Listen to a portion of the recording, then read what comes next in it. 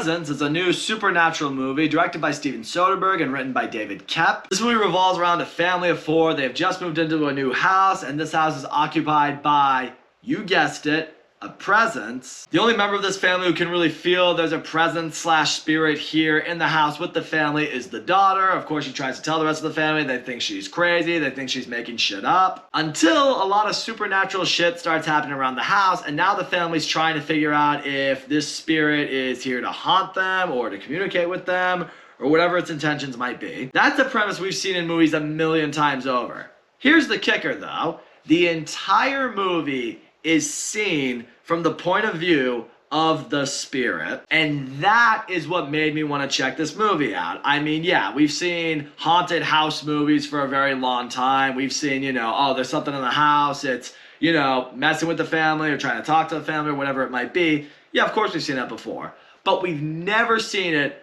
from the point of view of the spirit. And that's what made me want to check this movie out. And that's what I'll say right out the gate. That does really work for this movie. It's a premise we've never seen before, and they're able to execute it very well. Because we as an audience, we see everything from the point of view of the spirit. However, it being a spirit, it can't directly communicate with the family. It can't talk to the family. It can't really, make itself be seen by the family. So in a sense, the spirit is just there watching this family, how they talk to each other, how they're going through life, whatever's happening in the house. And that's the other thing. The entire movie takes place in the house. So as a result, in a lot of ways, you kind of just feel like a fly on the wall just watching this family go through life. And what I think really makes the concept of seeing things from the point of view of the spirit really work is, yeah, you're seeing things from the spirit's point of view, but you don't know what the spirit's intention really is. We know everything about the spirit as much as this family does. We don't know what its intentions are. Is it good? Is it evil? Is it trying to communicate in some way, shape, or form? We're not really sure, and that's what makes the movie really intriguing. That's what keeps you sucked into it. You're seeing it from the point of view of the spirit, but you have absolutely no idea what the spirit is gonna do next. I thought that was great. And I thought the cast across the board did a really good job. It felt like kind of your stereotypical family almost to a point. I mean, you see the husband and wife, and they're having marriage problems, they're having issues with talking to each other, how to raise the kids, you have the two siblings there at beef with each other, they're going head to head with each other. I mean, it makes sense. We've all been teenagers, we've all grown up with people in our lives, and we probably beef with our siblings because we were different or we didn't agree on the same things. It could have been anything. And for me, that's where the performances I think really stood out.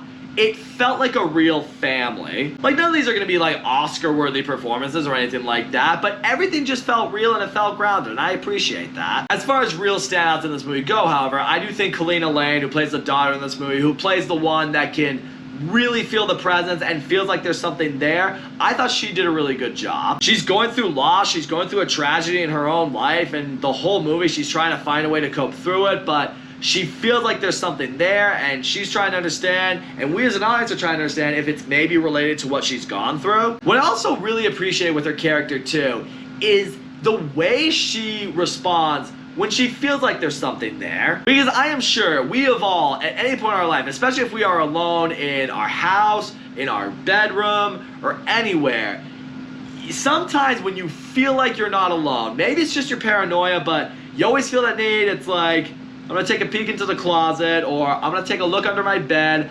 I'm just gonna look in all the nooks and crannies and just make sure something's not here, because for whatever reason, it kind of feels like something might be. Now, that to me was a very real thing. I mean, I'm guilty of doing that if I've ever been alone somewhere and, you have a little bit of nerves, especially at nighttime. I mean, I think we've all done that. I like that the movie touched on that. It's a little human tick that they didn't need to necessarily touch on, but they did.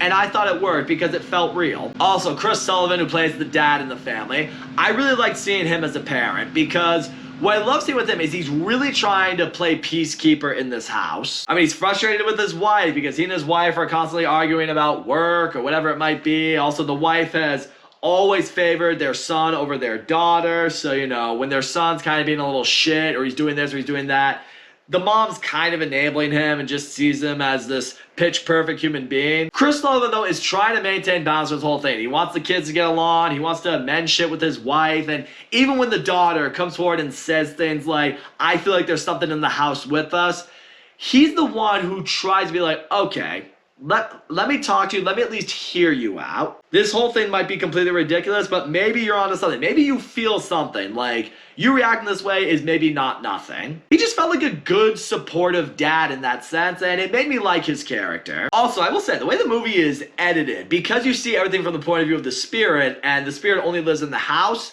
the movie does this whole thing where every scene is one long, continuous take between the actors, which you guys know me by now. I love seeing those in movies. I think it's really impressive when you can pull off one continuous take, when the actors can do it. But then what the movie will do is it'll have that one continuous long scene, it will fade to black, and then it will fade to a brand new scene entirely. So sometimes from a story point, you can understand why that happens because, you know, obviously only the spirit exists in the house. So whatever's happening in the outside world for the kids at school or with their friends or the parents at work, we don't know that side of the story. And it does make sense for the point of view that we are seeing the movie from, but sometimes it does have you sitting there like, okay, what else is going on in the characters' lives that maybe would help us understand who they are as people, or what's going on a little bit more in their personal lives that have them the way that they are. It does make you miss out a little bit on some character development. I'm not going to say there isn't character development in this movie where they explore on why certain characters in the movie are the way that they are, but I do think it could have gone a little bit of the extra mile. But at the same time, I do understand why the movie went with what it did. Also, I'm gonna let you guys know right now, because I do think this could be make or break for a lot of people when it comes to wanting to see this movie or not wanting to see this movie. This is not a horror movie. Like, this is not a scary movie that's gonna keep you up all night, that's gonna make you like, oh, I'm never going to sleep again or anything. It's not even remotely that. This movie is not even really remotely frightening. I wouldn't even really consider it like a supernatural thriller. This is a supernatural drama. Like, this is about a family in a new home, going through life, going through challenges, trying to find their way as a family, how to, you know, get things back to normal for themselves in terms of what they might be going through, what they have gone through. But in this house, there's a presence that is watching them. And that right there is kind of the focal point of the story, but that doesn't make it a horror movie. And I do think that's going to turn some people off because they go to a movie like this that's maybe been marketed as a horror movie, and they go in and it's not scary, they're definitely going to be bummed by it. So I'm just here to let you know that if you want a supernatural horror movie, this is not for you. But if you're someone who likes the supernatural aspect in movies and in storytelling, and you want something original, this is absolutely going to be up your alley. And I will say this much, the final act of the movie, the ending of the movie, is actually when it gets pretty intense. You know, some shit's going down, and it does get you a little bit on the edge of your seat. And the ending does have you thinking to yourself quite a bit, because the way it ends, it now has you theorizing different, you know, ideas about what went on in this house, what is this spirit, you know, what's the situation with this family. It's a little bit of an open ending in the sense that some things don't have very clear resolution, but it's undeniably a movie that will be talked about as soon as it's over. I do guarantee that. I was doing the same thing with the people I went to see this movie with as soon as it was over. So all in all, Presence is an extremely original and unique take on the supernatural subgenre in movies. The cast across the board did a really good job. They felt like a real family that's going through their shit, that's going through their trouble. Seeing everything from the point of view of the spirit without knowing what the spirit's motives were, I thought was great. It sucked me into it. It had me intrigued in every single scene to see what was going to happen next with this spirit. Definitely touches on some emotional storylines. It has a very surprisingly intense ending that does have you questioning a lot of things, but in a good way, in a, you know, proactive way. The long continuous shots are great. Sometimes the editing between scenes or the jump cuts between scenes, sometimes that maybe takes you out of a little bit for what it could have done to the characters. The movie is not at all remotely scary, so again, if you want that and you're hoping for it, it's not here. But in the end, I went into this wanting something extremely unique and original when it comes to a ghost in a house,